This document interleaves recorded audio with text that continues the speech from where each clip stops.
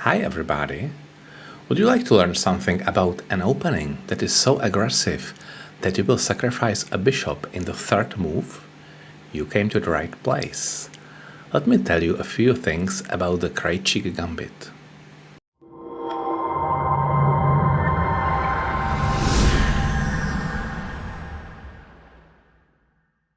There are two openings named after Joseph Emil Krejcik, an Austrian chess master, problemist, journalist, and author who lived in the 19th and the first half of the 20th century. By the way, I'm not certain if I pronounced the name correctly. It looks Slavic a bit, which is why I say Krejcik, not Krejcik or something else. But of course, if I'm wrong, feel free to correct me in the video comments. So, the first gambit, Dutch defense variation, might be explored in one of the future videos. I would like to focus on the second gambit, a daring and sharp response to the Alechin's defense. Let me show you. So the first move is e4 and knight to f6.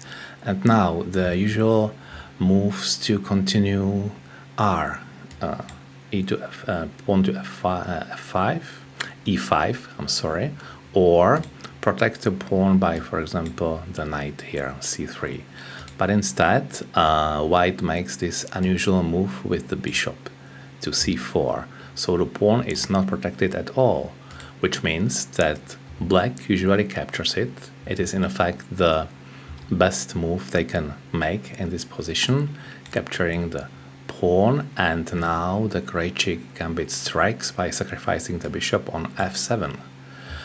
And of course, since the pawn on f7 is protected only by the king, it is the usual weak point. Black has only one valid move here. He must capture the bishop. Yes, so white sacrificed the whole bishop. That's quite unusual, isn't it? As the typical gambit is frequently based on a pawn sacrifice, and the attacking player often retakes the pawn later.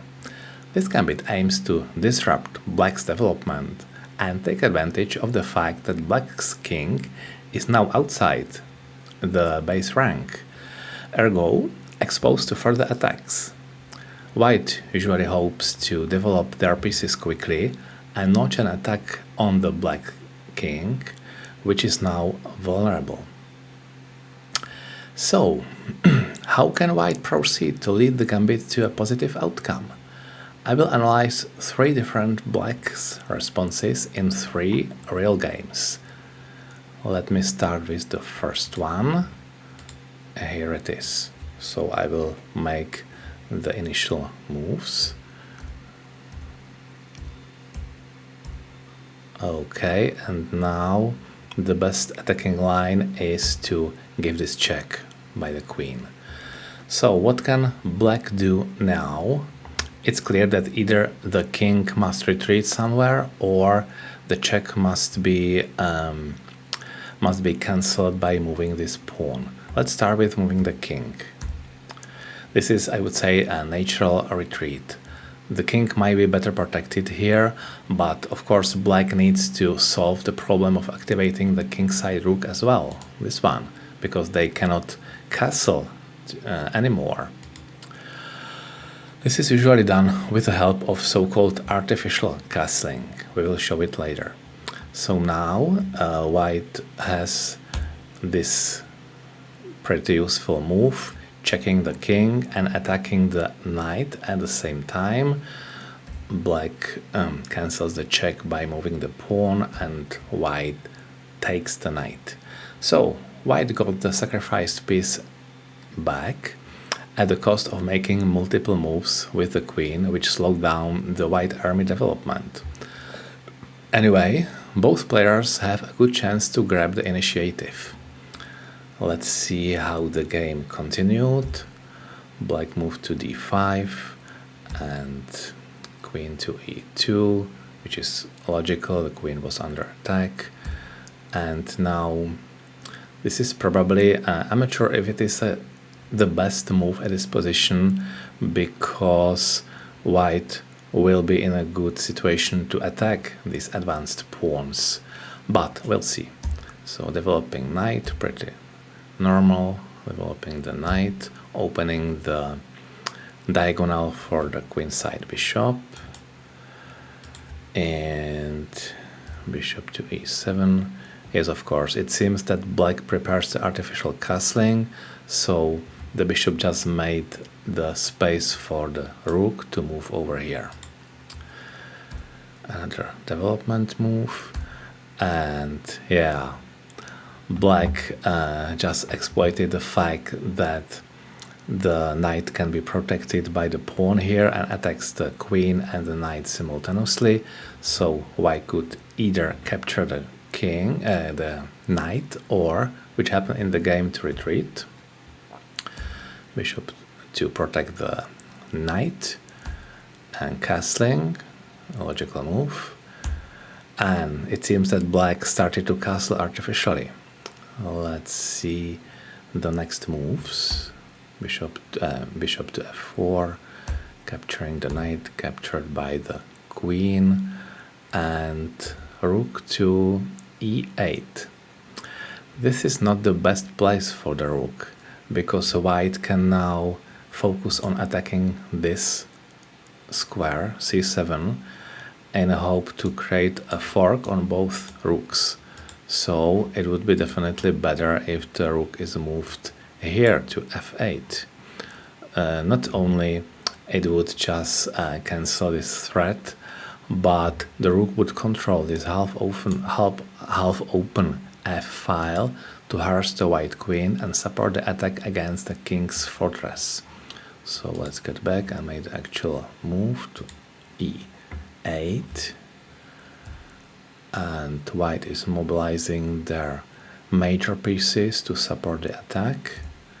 Bishop to d7, bishop to e5. Now this bishop is pinned, of course, because it cannot capture this one, as the queen would endanger the king. So black completed the artificial castling and cancelled the pin as well. Queen to g3 to attack the vulnerable point here and prepare another form of the attack, capturing the bishop, recapturing, queen to b6. So yeah, moving at this pawn, so white just protects it, and the final blunder. Why this move wrong? Because the rook is no longer protected here. It was very well protected at e8, but definitely not here, which is why white can make this very interesting fork. It attacks the queen and the rook, and of course black cannot capture by this knight, or doesn't have any other choice but to capture the knight, because otherwise one of these pieces would be lost, but it also opens the file for the queen to capture the rook. So this is exactly what happened. The rook is captured, white has a significant material advantage, and black resigned. Okay, let's switch to the game 2. And again, starting with the initial moves of the Alekhine defense and the Krejcik Gambit 2. And now black decided to move in the opposite direction for some reason. In fact, to take the king on such a journey is always a risky decision. Although black temporarily prevented white from retaking the sacrificed piece, because the queen just cannot move at the usual place anymore. But of course, white has other opportunities to use this advantage. Let's see. Queen to g4 check. And what happened now was just a total blunder, because black moved the king to protect the knight to a position where it is simply too exposed. All other pieces can eventually attack it and just create a mating net very easily. So instead, it would be better to move the king back, let white capture the knight and keep the balanced position. Let's see how white quickly exploited this situation. Sorry, too much here. Okay, it might be stronger to support the king hunt with other pieces first, like developing the knights or opening a diagonal for the bishop. But white probably decided to check the black king over and over until the end. Let's observe the rest of the game. So blocking that check, but now we can check by the pawn, moving here. Still it seems that black wants to keep the material advantage and protect the knight at all costs, but the cost will be a checkmate in several moves.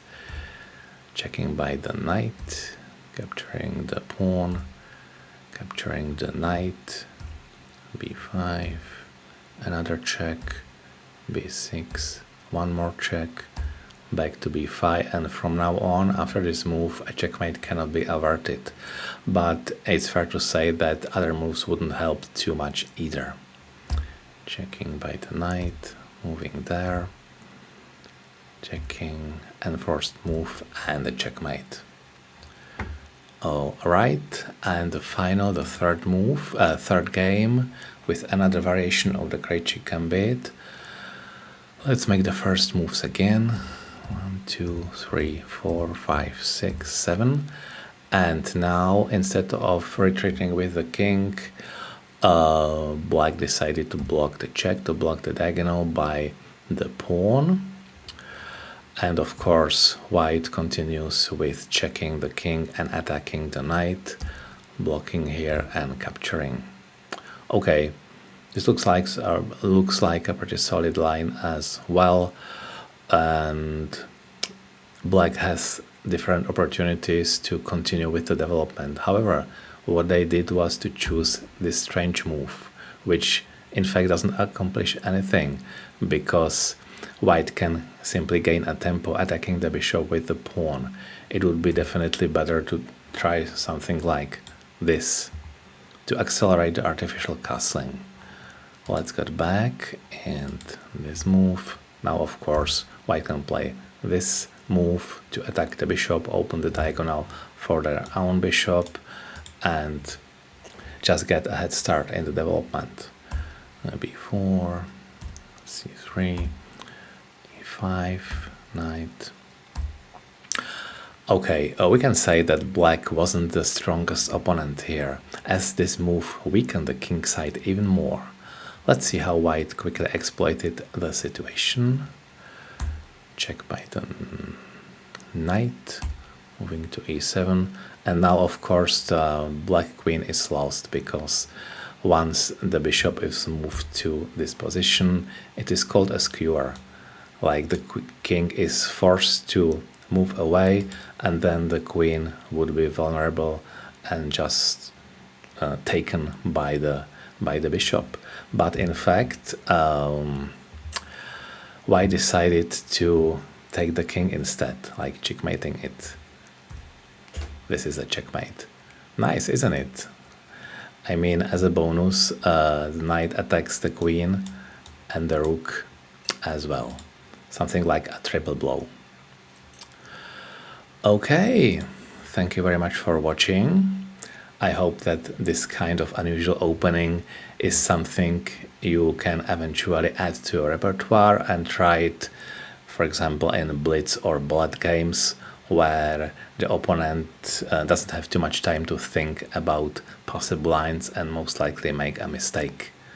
See you in the next video.